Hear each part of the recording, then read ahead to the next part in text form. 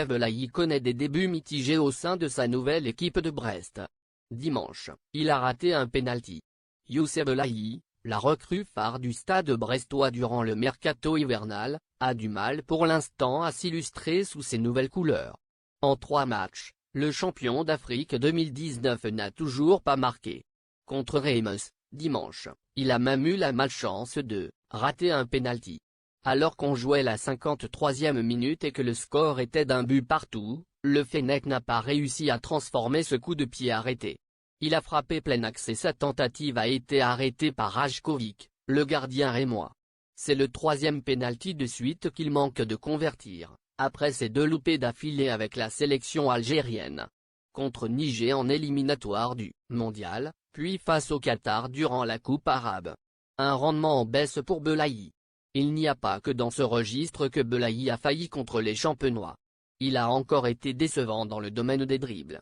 Il en a tenté 5, mais il n'en a réussi qu'un seul. C'était déjà son ratio lors du précédent match face à Troyes. Et son taux de passe réussi est passé de 85% à 72% en une. La presse turque a mis en avant l'international algérien Sofiane Fgouli, qui occupe actuellement le poste de joueur libre, en raison de l'expiration de son contrat avec Galatasaray en juin prochain. Hier dimanche, le site turc Photomatch a publié dans un rapport que Fgouli a amassé une fortune avec Galatasaray depuis qu'il l'a rejoint à l'été 2017, et l'a estimé à environ 20 millions d'euros, d'ici 5 ans, soit plus de 400 milliards en monnaie algérienne, représentant la durée du contrat qui le liait au club turc. Selon la presse turque, l'important salaire annuel de Fgouli était au centre de son différend permanent avec sa direction d'équipe au cours des 2 dernières saisons, et la source de critiques portée par les médias et analystes turcs, après que son retour sur le rectangle vert ait toujours été comparé à ce qui est entré sur son compte bancaire à la fin du mois. Le site turc a ajouté que l'ancien joueur de Valence recevait un salaire annuel de 3 850 000 €, en plus de recevoir de nombreuses récompenses concernant le nombre de matchs qu'il joue et sa contribution directe aux points obtenus par le club. Cette campagne médiatique intervient après que Fgouli ait décidé de ne pas prolonger son contrat avec Galatasaray, après que la direction de ce dernier lui ait proposé un salaire annuel qui n'était pas à la hauteur de ses ambitions. Des sources médiatiques turques ont attaqué le joueur depuis la saison dernière, en raison de la baisse de ses niveaux techniques. Elle a également critiqué sa position concernant son refus de réduire son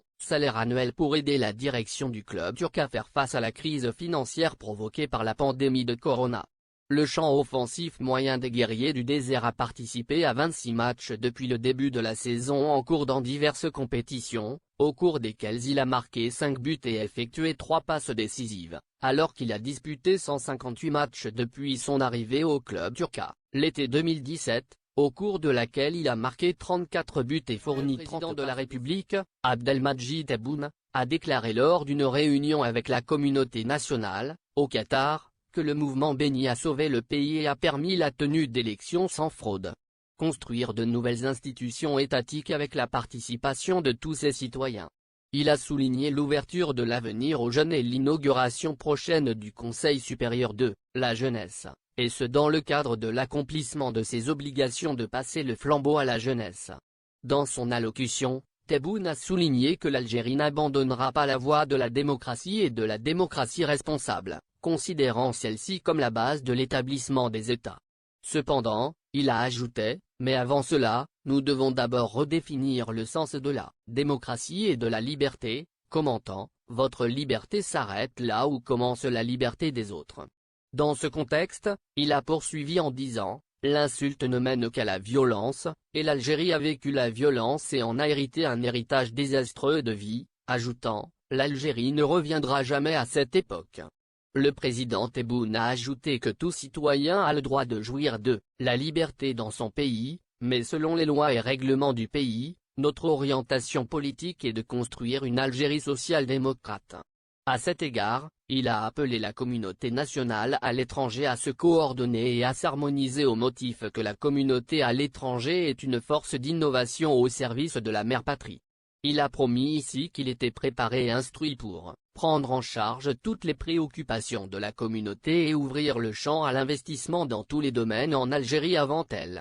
Après la rencontre avec les représentants de la communauté, le président Tebboune s'est entretenu avec Hafid Daraji, la journaliste d'Al Jazeera Khadija Benkena et son collègue Mohamed Musim, ainsi que le roc de la défense des Verts, Jamal Belhamri, et d'autres visages. L'agence de presse officielle a déclaré: cette rencontre vient du souci du président de la République d'écouter les préoccupations de la communauté algérienne à l'étranger, alors qu'il a adopté de telles réunions sur toutes ses chaînes internationales, pour confirmer sa position sur la nécessité d'écouter les préoccupations de la communauté et prise en charge de ses problèmes par toutes les représentations diplomatiques algériennes à l'étranger. La France a officiellement demandé le soutien de l'Algérie pour résoudre la situation actuelle au Mali, ce qui est intervenu dans des déclarations officielles de la porte-parole du ministère français des Affaires étrangères, Anne-Claire Legendre, qui a confirmé que l'Algérie faisait partie de toute solution à la crise malienne,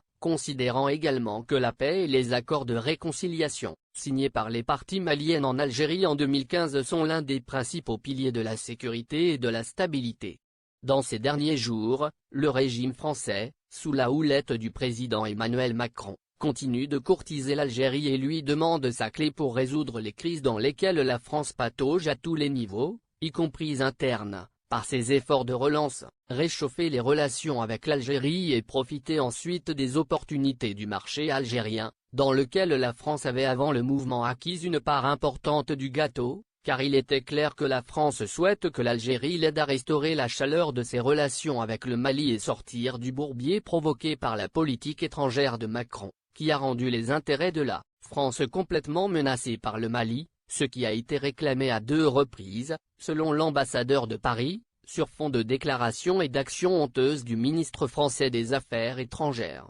Ce bourbier africain dans lequel la France nage depuis des mois lui a fait voir que l'Algérie, qui représente l'Afrique et le poids régional par rapport à ses positions diplomatiques d'une part, et sa situation géographique et ses relations avec les pays du Sahel africain d'autre part, est une clé pour résoudre les crises complexes dans les pays du Sahel, dont le Mali. L'Algérie fait partie de toute solution au Mali, rappelant que les accords d'Alger signés par les parties maliennes en 2015. Mais a souligné que la France avait besoin que ses partenaires algériens se concertent avec eux sur la situation au Mali, surtout après que la France a perdu du poids. Là, devant les nouvelles autorités maliennes représentées par le Conseil militaire, qui à son tour a établi des relations de pair avec la France, notamment après le soutien populaire à sa politique représentée dans plusieurs manifestations réclamant le retrait définitif des forces françaises du Mali. La reconnaissance par la France de l'importance de la consultation de l'Algérie sur la situation au Mali intervient à un moment où elle a perdu beaucoup de ses amis dans les pays africains et sur la côte africaine, comme le Burkina